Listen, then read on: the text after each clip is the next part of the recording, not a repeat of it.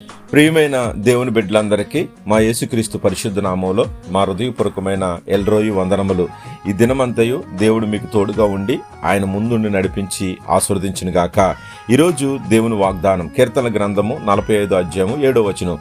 నిన్ను ఆనంద తైలముతో అభిషేకించున్నాడు. ప్రియమైన దేవుని బిడ్డ, లోకంలో మనం చూసుకుంటే ఆనందం ఉంది, ఆనందించటం ఉంది, మహా ఆనందం ఉంది, అత్య ఆనందం ఉంది. అయితే ఇవి లోకంలో కలుగుతూ ఉంటాయి. నీకు దేవుడు మహానందం కలగజేస్తానంటున్నాడు. దేంట్లోనూ? ఆనంద తైలములో. ఆనంద తైలము అంటే నీవు దేవుని యొక్క అభిషేకముతో నింపబడటం. అయితే అభిషేకం అనగానే ఆయన శక్తిమంతుడైనటువంటి అభిషక్తుడైన యేసుక్రీస్తు నామంలో నిన్ను ఆకాశము నుండి అభాగ్యులమైన మనల్ని ఆశీర్వదించడానికి ఇష్టపడుతున్నాడు.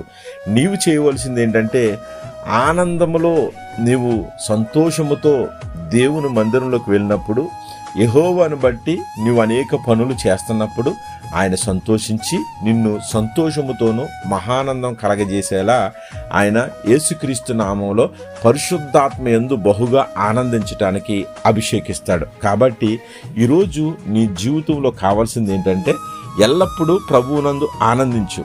తర్వాత ఆయన ప్రేమను బట్టి విశేషమైన ఆనందం నీలో ఉండి ఆ ప్రేమను అనేక మందికి నీవు పంచిపెడుతూ ఉంటే దేవుని యొక్క మహిమ నీపై ప్రకాశింపచేసి ఆయన అంటున్నాడు, క్రీస్తు నందల మీ విశ్వాసమును చూసి, మీ క్రియలను చూసి, నీవు దేవుని యందు ఏ రీతిగా ప్రయాసపడుతున్నావో చూసి ఆయన ఆనందించేలాగా ఆయన ఆనంద తైలముతో అభిషేకముతో నిన్ను నీ కుటుంబాన్ని నింపబడుతున్నాడు.